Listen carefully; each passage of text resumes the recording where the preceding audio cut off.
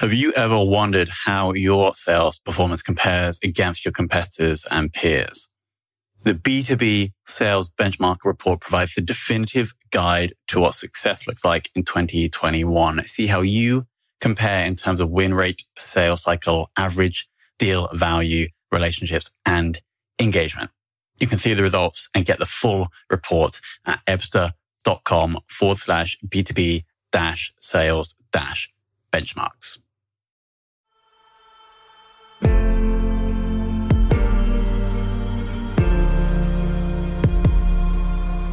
This is Sales Ops Demystified, the #1 most downloaded podcast in sales operations.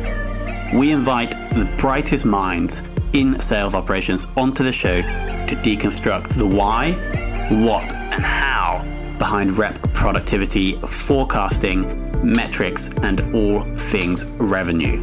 This podcast is brought to you by Ebster, the leading customer engagement platform for Salesforce.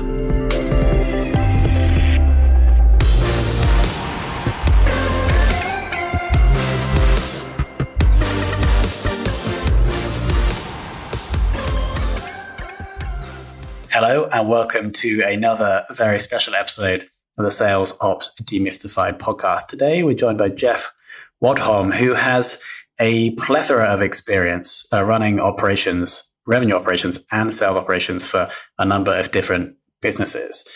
Currently at MINDBODY. Jeff, welcome to the show. Thank you, Tom. Appreciate it. Glad to be here. And let's kick this off because I'm seeing about 7 years of experience, right? But I want to understand how you transitioned. It was from finance, like the finance area, into operations. Yeah. So I grew up. My early career was in sales. Fairly tragic experiences before the internet, cold calling, picking up the phone book and finding names and calling. So had a good unsuccessful run in sales. But my early career aspirations were I was in FP&A and in finance. Loved the analytics side and loved living in spreadsheets and data. So I spent quite a few years doing that. I worked for a big company out of Amsterdam called Wolters Kluwer, and loved working in their FP&A team. Had a lot of great experiences, and I always attribute it to a big chunk of the success of my career. I believe that finance is the language of business, and it really set me up to understand how data works and how important it is to drive decisions based on that information. So. One day I had a sales leader who later became a friend and a mentor, and he just said, "Hey, why don't you come do that same thing you're doing over there? Come do it over here. A little closer to the fire, closer to the business." And that was about a decade ago. And I've been really enjoying the career journey ever since. And that was to Provation when you moved from Wolters Kluwer. Okay, awesome. Yeah. That was like the start of the sales, revenue, and business operations. That's right. Yeah. That was kind of the exit from FP&A and the entrance into the go-to-market side of the business. The funny quote I love to share is this leader and friend of mine said, you have too much personality to work in finance. And I said, well, I'm partially offended and partially flattered. And it ended up being a great friendship, a great career move. At the time, sales ops was not nearly as prevalent as it was today, and rev ops didn't have a seat at the table. So it was a bit of a risk in my mind, especially as a more conservative finance leader at the time. So. But it's been a great transition. It's really been fun to join this side of the business. We have a lot of fun. We work hard and play hard on this side. It's really interesting to be on the front end of the results. In FP&A, you're doing a lot of back end reporting, right? Reporting the weather. Yesterday was 72 and sunny. The day before it was 55 and cloudy. And on the front end here in rev ops and sales ops, you get to be part of the weather changing team. Exactly. Yeah. So not just reporting, but forecasting what could and might happen in the future. That's right. Awesome. Now let's focus in on MINDBODY. You're not actually the first guest we've had from MINDBODY, but we could just quickly remind the listeners size of business and kind of size of sales team. Yeah. So MINDBODY is a SaaS company. We support the wellness industry, so fitness, integrative health, salons and spas. We're very, very large global organization, span across, 30 or 40 countries, 50, 60,000 customers, and support. The interesting part is we support both businesses, and we have a play for consumers or customers like you and I, to be able to connect themselves to wellness. And our global sales organization is anywhere between 150, 175 total global reps. And primarily our go-to-market motion is inside sales. Awesome. And the current kind of sales or revenue ops tech stack? Yeah. So our revenue operations function supports a fairly broad stack, but our core competencies are around Salesforce. Our enablement platform that we use is Outreach. We're an Eloqua user, big proponents of Gainsight. We also leverage InContact as well on the CS side. So our revenue operations team spans the full go-to-market revenue suite. So we go across all the different verticals and partner into those organizations. Got it. Awesome. Now, I assume you guys have been going slightly more remote over the past few months. What challenges has that brought up, and what are you guys doing to alleviate those? Yeah. We're a little interesting business case because of the fact that we were primarily inside sales before the world flipped on its head, and so we have a different set of challenges. And the challenges for us are around motivation, around compensation, around customer empathy. Being in the industry that we're in, supporting the fitness industry, which has been just decimated with shutdowns, salons have been shut down. We don't have the lifeline that supporting a necessary business, right, like a hospital or a grocery store. And so for us, the biggest challenge has been is how do we continue to run the business, attempt to grow the business, but also do right by our customers. We're a very customer-centric organization, and leading with empathy has been the core of how we go to market, but also the biggest challenge we have. So our teams are used to spending time on the phone, spending time in our systems. So thankfully for us, the change management there was a bit less than if we had field sales. But now it's been around, the outreach and the content and the enablement and the approach. And then internally at MindBody, like most folks, we're focused on how do we stay connected? How do we stay well? How do we stay healthy? And make sure that our reps are in a good place to be able to go support our customer base the best that we can. Got it. So both trying to support the customers and then the reps. Question though, like surely a number of deals in the pipeline of your reps will probably just be off the cards for a number of months, right? What were you trying to, what guidance were you giving the reps to reach out and speak with these people? Like, were you creating content about how they can get through the time? Like, how did that work? Yeah. So I think early on in the COVID crisis, MindBody has differentiated itself as a thought leader in our industry. We've really relied on our C-suite, our marketing team, our sales enablement organization have done a great job of providing resources. And for us, it's been less about how do we monetize the downturn, and instead, how do we help these customers who are peers of ours? These are friends of ours. Who owns a gym and a salon and a spa and a massage? That's just people like you and I, Tom. And so we've spent most of our time working on how do we be thought leaders around what does the world look like at a gym once the world opens, and how do you be safe, and how do we talk about cleanliness and social distancing in the gym space? On the salon and spa side, we've been talking about how do you have a contactless journey, right? So how do we have our customers, our customer's customer come in, get their hair done, go for a massage without doing any of that typical, transaction of dollars or payments. And then the big thing that we did was reacted quickly with a new product around our video. And so just being a video on demand and live stream options was our biggest corporate response from a product perspective, to be able to show our customers, hey, we're here with you, and we've got a product offering that is in line with where we are in the market. So that was again for us, it's been less about how do we how do we come out of this, financially successful? And on the other side, how do we become industry leaders? How do we make sure that we're leading with our empathy with our customers and just taking care of those around us?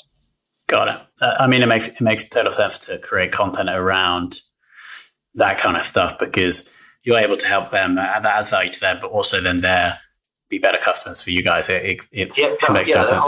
Exactly. The hope eventually is that when the world turns around, we all remember the relationships we built during COVID. And for our sales organization, it's been an incredible, challenging time, like most sales organizations. I think, sure, there's been a few industries where there's been tailwinds, but, prevailing headwinds across most industries. And we're no different. And so our sales team has been heads down.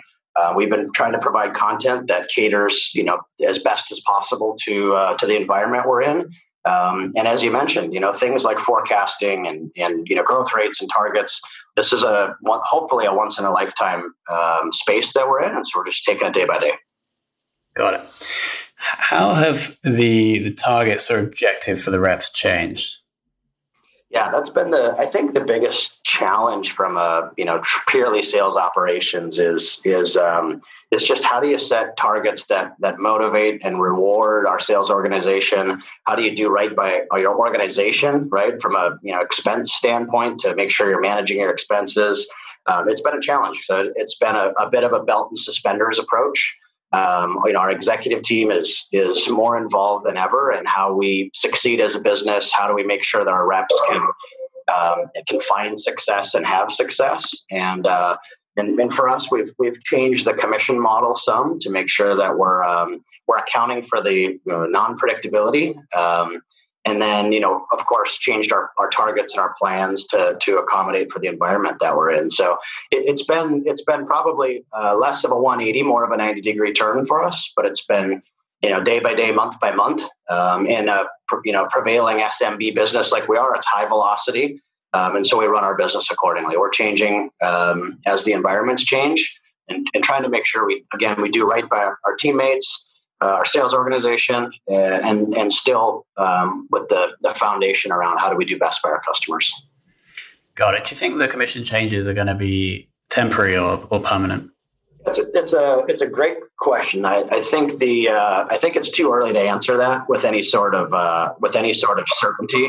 I think the reps are in the same boat as all of us. We see what's happening in the world. We see unemployment levels. We see all of the craziness that's happening in COVID. And so, we're definitely taking a we're all in this together approach. My hope as an ops leader would be that we all learn something, right? Let's take this opportunity and say, hey, when we look back in the rearview mirror and we're standing on the beach, arm in arm, looking back at the waves, we say, we learned a few things here. Will comp plan changes be permanent? I don't know. Maybe not. Probably a little bit based on recovery, a little bit based on feedback. But I know for sure that we're going to take some of the lemonade we've squeezed here and bring it with us for sure. Forecasting, how are accurate forecasts possible right now? How are you able to create confidence? Yeah. So I would say I'll put on our sales leaders. Our sales leaders have been incredible. We've had still a very predictable business. Sure, there's been retraction like there is everywhere in the world and how in our numbers and performance. But as a general statement, our forecast predictability has been pretty darn accurate. And we have a great sales leadership team. We're staying close to the deals in an SMB business like ours. When you're not relying on multi-million-dollar deal that's very binary to the success of your forecast, we get a little bit more predictability. So we're in the volume game of how do we make sure that we're staying ahead of that, looking at pipeline, voice of field. Certainly it's a bit of an art and less of a science right now. But I'll add right on our sales leaders. They've stayed really close, very communicative. Through this time, and we've had pretty good luck on hitting targets. And our sales organization has responded to the environment in a fantastic way. Something we're really proud of. I'm proud of is the team. The team has buckled down and worked twice as hard in the most challenging environment. And I think, we're feeling and celebrating our own internal successes, given the headwinds we're facing. Sure. KPIs, have you changed the metrics that you've been tracking since the virus? Yeah. I think, I hope we all have. I know for sure we're not nearly as focused today on, pipeline in and closed won deals out. Our focus has been much more on how do we make sure that we are, again, putting our customers at the forefront of everything we do, and then kind of following that through the life cycle, right? Is how does that translate to pipeline? What do conversion rates look like during this time? How do we think about, things like customer retention and expense management internally? It's been a different dialogue. Probably the 80-20 looks the same, and maybe even the 90-10. But I think we're taking different early indicators, a few lagging indicators. We have a really, really impressive data science team that stayed on top of trends across the world as different regions are closing and opening, based on their status with COVID, and using those indicators to say, okay, what might this look like when this next region of the world opens, and how do we make sure that we help our customers come out of it successfully, and at that point, then hopefully, expand our impact in their businesses. So I think we've been a little bit more predictive that way, and then lagging at some of the impacts and lagging, and then how do we feed that into the forecast? We've done a pretty good job, I think, of managing through it. Great communication. Going home for all of us, we went 100% remote. Like a lot of us. And our communication, I think, has increased in volume and effectiveness and efficiency, and that's really helped us to stay afloat on where things are in the world. Awesome. And now, final two questions, and they're actually kind of the same question: is what or who is the one person who's been the most inspirational in your sales ops career? Oh, that's a really great question. I think probably the people that have been the most inspirational are people that are on my teams. I would say that I worked with a few people that stand out as just some of the finest operators that I've ever worked with. What I love about sales and revenue ops is the variety of backgrounds and personalities that you get. So you have very technical folks, right? Multidimensional workflows, API, interoperability. You've got highly analytical folks that are deep in the data and reporting and analytics. You have your creative types that are in enablement, putting customer-facing documents together. And then, of course, you've got operators who are tasked with making it all happen, right? And I think probably the most inspirational folks are people that I've got to watch day to day be in their best swim lane. And I can think of a few of the people I've had the chance to work with offhand, just watching them operate at that highest level, taking that thing that looked unattainable and making it so. The outputs that we get on the creative side, the solutions we solve, I think that's actually been the most inspirational to me. I try my hardest not to look up and out. I try to focus down and in. And maybe in 2020 with the resurgence of personal branding and all the things that are happening, it may not be the most fashionable, but I think the most inspirational people I've encountered have been inside of our organizations that I get to partner with every day. And that's not the cheeky, flattering response. I just have had such great people that I've got to work with. I'd say I could probably think of a handful of them and say, yeah, that was special. Those guys are awesome.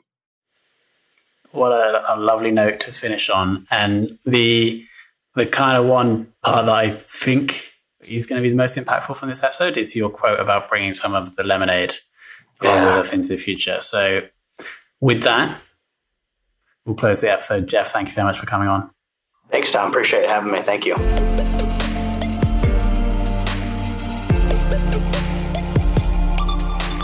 Thank you for listening to this episode of the Sales Ops Demystified podcast. If you are listening on a podcast listening application, then please subscribe, rate, and review. And if you have any questions about the show, if you know a guest, or if you have any questions about sales operations, just hit me up at tomhunt@ebster.com. That's tomhunt@ebster.com.